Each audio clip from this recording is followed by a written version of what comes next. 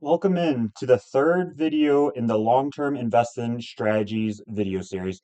In this video series, we're discussing different long-term investing strategy approaches with the goal of informing you about the benefits, the risks, what the strategy entails, and what some expected long-term compound returns could potentially be, with the ultimate goal of you being able to determine which strategy best fits your criteria and investing approach. This week, we'll focus on the mix of ETFs only approach. Specifically, we'll look at a balance between the S&P 500 ETF and a NASDAQ 100 ETF for the long-term investing approach. Last week, we discussed the NASDAQ 100 only approach. Click the button somewhere up above if you haven't seen that video and you're interested in watching that one. And then 2 weeks ago, we discussed and kicked off this video series with the S&P 500 only approach. If you haven't watched that one, click somewhere up above as well to go ahead and look at that video. Also, this is a part of a video series, so if you go somewhere down below, there should be a playlist that has both the S&P 500 only approach, the NASDAQ 100 only approach, and then once this video is posted, it'll be added there as well. Before we get into this video, make sure hit that subscribe button, hit that bell button so you get notified for any of these future videos in the series. And please go down and smash that like button and help the algorithm to make sure to help more people see these videos in the future and help with their long-term investing strategy. All right, appreciate you taking the time to subscribe and hit that like button. Let's get into it. To start off, for one more time, hit on John Templeton's famous quote, "The best time to invest is when you have money." And this is going to be key for any ETF approach because you're not having to focus on an individual stock and look at different fundamentals. For an ETF, the best time you want to buy is when you have the funds available. And like any long-term investing strategy, the number one rule is consistency. We have to make sure that we're consistently contributing to our portfolios so that way our portfolios have the opportunity to compound for the longest time possible. If you've watched the past videos, you'll be familiar with this slide here. When we're comparing ETFs, the different top metrics that you want to pay attention to are number one, you want to look at how many holdings are within the ETF. This will tell you how many different companies you're buying when you buy that one ETF and how diversified you actually are. Second, you want to look at the top 10 holdings to see what companies fall in there. And you also want to see what percent of the total net assets they comprise of. Third, you want to see what the expense ratio is so you understand how much it's going to cost you to hold that ETF each year. And lastly, you want to look at the past performance so you know what realistic expectations to have for future years by holding that ETF. So for this video, we're going to look at the NASDAQ 100 and the S&P 500 ETFs and doing some combo of holding both of these. To start off, to revisit the NASDAQ 100, we can see that the top 10 holdings in the Qs are very tech and growth central, and they comprise of almost 50% of the entire ETF holdings for their net assets. So very heavy concentrated in these top 10. Now, if we hop over to the S&P 500, for this video, we'll specifically look at VOO, which holds about 500 companies to mirror the S&P 500 as closely as possible. Now, if you look at the top 10 holdings, these only make up about 36.5% of the total net assets. So there's a little less concentration in the top 10. Now, what you'll notice is the S&P 500 and the NASDAQ 100 do have a fair amount of overlap because they're both going to hold top market cap funds. So what might be a top 10 company in the NASDAQ 100 is also likely going to be a top 10 company in the market overall, which in return will have it land in the top 10 of the S&P 500. The only differences that stand out is look in VOO, Tesla is the ninth biggest position, and Berkshire is the number 10. If we hop back to the Qs, we can see Tesla is closer to the top, and Berkshire is nowhere to be seen. Instead, we have Walmart in here.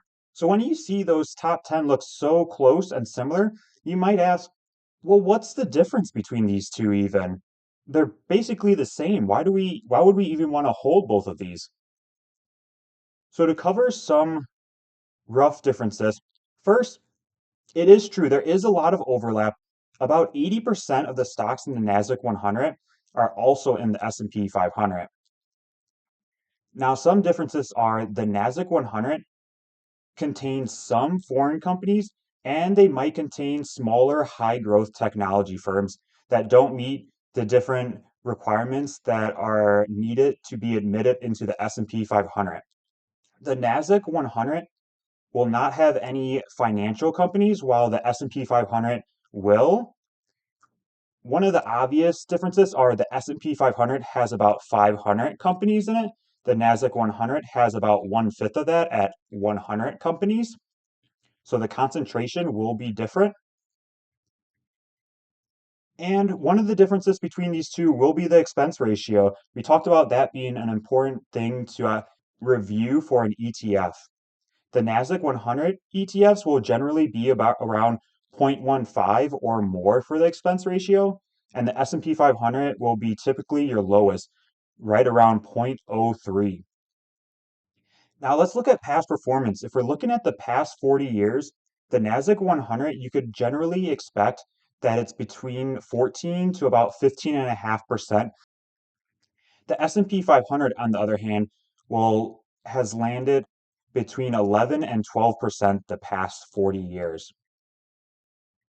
Now, one thing to really call out, the Nasdaq the past 40 years has had a better CAGR, but there has been a lot larger volatility. So if you look going back to 1986, look at the red years. They were massive. 2000, in year 2000, minus 36.84%. Then the next 2 years, again, 30% plus down years. During the great financial crisis, over 41% down. And during the 2022 big tech crash, 32% down again. So these are massive moves to the downside. But with going down massively, when it does go up, it goes up. 2025, 20%. 24 was 24%. 2023, 53%. So large swings to the downside, large swings to the upside. Now, if we look at the S&P 500, something that hopefully you notice right away is the numbers are a lot smaller. Look at that 2000 to 2002 time frame. 9% down, 11% down, 22% down. That sucks to go down 3 years in a row, but look at these numbers. A lot smaller than these. These you're losing a third of your portfolio for 3 years straight. Not the case with S&P 500. But one thing to notice, it doesn't go down as much, but look at the greens. If we look at the past 40 years to see what was the biggest green year for the S&P 500, we'll find that it was 1995 at 37.5%. So keep in mind, last 40 years for S&P 500, there was 1 year over 37% green. If we go to the Nasdaq 100, let's count how many we can find over 37%. 1, 2, 3, 4, 5, 6, 7, 8, 9, 10. So 10 years in the Nasdaq 100 had greater returns than the highest year return for the S&P 500 in the last 40 years. So that's a big call out. The Nasdaq 100, clearly you can see have huge opportunity for returns, but the down years are really down. So as you're thinking about these two, you really need to think about how you know you will react. When there's a big red day, do you find yourself, kicking dirt on the ground saying, "Man, why didn't I sell? Joe Schmo down the street said we were at the top and we were going down and I just got greedy and I thought we were going to keep going. Now I'm down 5%. Now I'm down 10%." If you were investing during these big red years, do you remember how you reacted? Were you in the market in 2022 during this big down year? How did you react? Did you sell out of stocks and now you're just recently trying to get back in? If th if that sounds like you, maybe the volatility is a little too much for you and you should lean towards the S&P 500 approach for reduced volatility. But did you find yourself during any of these red years being comfortable and actually getting almost excited to buy more? If so, maybe you have the heart to deal with the volatility of the Nasdaq 100, both on the downswings and the upswings. That's a question you got to ask yourself. So the point of this video is we wanted to not just look at one ETF, but a combo to see if we could get the best of both worlds. So why would you choose the combo versus just S&P 500 or only the Nasdaq 100? So the first reason you would choose this approach would be you get the best of both worlds. You get that growth aspect of the Nasdaq 100 by being invested in the top growth tech companies, but you also have that diversification and a little bit safety net of the S&P 500 by investing in 500 companies. Second, by having the combo of both, you kind of have this like little like almost like a volume wheel that you have the flexibility to adjust. If you're finding yourself that you're not able to handle the volatility too well, you can kind of turn the dial a little bit and go a little bit more S&P 500 versus Nasdaq 100. But if you find yourself that you're fine with the volatility and you want a little bit more return on your investment, maybe you turn the dial the other way and go a little bit heavier on the Nasdaq 100 to try to get a little bit more of those high growth returns. Also, by having this approach, it gives you that high exposure to the tech leaders. As we saw, the biggest companies in the world typically are in the tech space. Hence why both the S&P 500 and the Nasdaq 100 ETFs typically have about the same top 10 companies that make up their top 10 in their ETFs. And lastly, by having a combo, you also reduce that concentration risk that only investing in the Nasdaq 100 would give you. Remember, the Nasdaq 100, those top 10 stocks made up about 50% of that ETF. So while there's 100 stocks in the Nasdaq 100, really that top 10% is really what's going to determine if the ETF moves up or down. Now, these are the positives, but like anything, what are the risks? So when it comes to the risks to this approach, a lot of it's really focused on just the risk of only investing in ETFs. So the first one that comes to mind is your upside will be limited. So you will get higher returns in the Nasdaq 100, but by being in the ETFs, it's almost going to be impossible for you ever to exceed that 20% CAGR returns that you might be able to get if you're a competent individual investor that has individual stocks in their portfolio. Because you'll never be able to capitalize on those stocks that might have a 100, 200, maybe even 300% return in 1 year or 2 years. And the second risk that's I think worth calling out is when you're investing in the ETFs, you're spread across so many companies that you might generally just become disengaged with the overall market because you're not paying attention to specific individual companies, reading their earnings reports, listening to their earnings calls, tracking what their management is saying to analyst questions or anything along that way. So you might become less knowledgeable about just the overall stock market in general. All right, now let's go ahead and get into what would I choose if I was choosing this mix of ETF approach. So how I would handle this combo approach would be I would invest 70% in QQQM and 30% in VOO. So QQQM would give me that exposure to tech as well as it would get me that lower expense ratio from the Nasdaq 100 component that we talked about in last week's video. So QQQM will be slightly cheaper than triple Q when it comes to an expense ratio, but it will give you the exposure to the exact same stocks and the exact same returns, only slightly higher because of that reduced cost. And then VOO, I would invest in that over any of the other S&P 500 ETFs because this one just gives me broad exposure to the S&P 500. I don't need any fancy little twist to it, such as make it S&P 500, but a little bit more growth or a little bit more value. Just VOO is fine, especially because it will have a super low expense ratio at 0.03.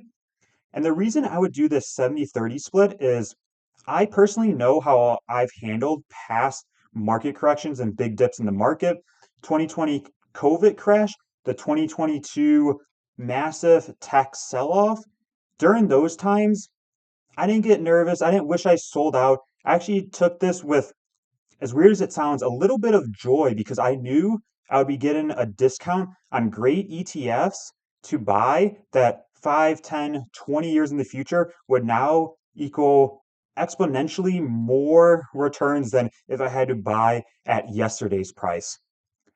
But when it comes to this and you're evaluating how you would do your combo approach, you really need to, as it says down here, evaluate your own risks and your tolerance.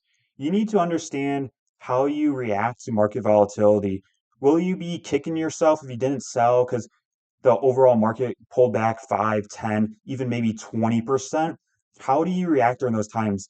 Do you panic sell? Or if you didn't panic sell, do you wish you sold? If that's the case, you probably want to flip these, maybe go heavier in the S&P 500. But if you've handled the past crashes or pullbacks really well and actually bought more during those, then it sounds like you can handle a little bit more in Nasdaq 100 in your approach. So take some time, review the past lessons to get more details on the S&P 500 only and Nasdaq 100 only approach, and ask yourself what approach works best for you. If it's a combo approach, try to determine which one you think you want to lean more towards. And like we always do, let's use our famous example of initial $1,000 investment, $500 after that. Let's go over that 40-year time horizon that'll take us to retirement. And let's look at the comparison of the returns and what this approach we might expect. So if we're looking at this red line, this would really indicate that Nasdaq 100 return over 40 years. So 8.2 million if we only did that. Now, if we only did VOO for the S&P 500, we'd be closer to that 3.5. But for this combo approach, we'd be somewhere in between. Since I went 70-30 split, a little closer to the Nasdaq 100, we can probably expect returns to be close to 7 million versus more in that $6 million middle range. So whichever approach you choose, even if you went S&P 500 only, $3.5 million by the time for retirement, not a bad return off a very modest scenario of $1,000 with only $500 monthly contributions. And like I always mention, if you can't afford this $500 a month contribution amount, you really need to either try to increase your income as quick as possible or look at where you can reduce expenses. If you have a new car payment, that is the number one thing that's holding you back right now. You should be looking at a used car that's reliable, that can get you from place to place so you can keep this $500 to contribute for your future retirement. I mean, look at the amount that this turns into, multiple millions of dollars. Come on now. All right, so that wraps up this week's video on the mix of ETFs only long-term investment strategies. So we're about halfway through this video series. If you need to view any of the past videos, go ahead down below and click on them in the playlist. Next week, we'll look at the approach of mix of ETFs and we'll start bringing in some individual stocks. Let's see how bringing in some individual stocks either helps us or hurts us. And also, what combo of this will work the best? Will it be mainly ETFs with just a sprinkle of individual stocks? Or are we going to go heavy individual stocks with just a little bit enough to provide like a safety baseline that the ETFs could provide?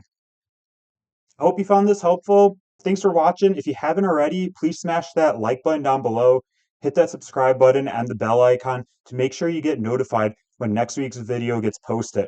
Also, we're halfway through this video series. Let me know down below, what is your current investment approach? If you don't have one yet, what approach from these past three we've discussed have aligned with your values the most? Remember, stay focused on the long term, avoid all the short term noise in the market, what someone's saying on Twitter, CNBC, your friend next door. Don't listen to the short term noise, stay consistent, and let's let compounding work for us so we can enjoy our future years. Thanks for watching. Peace.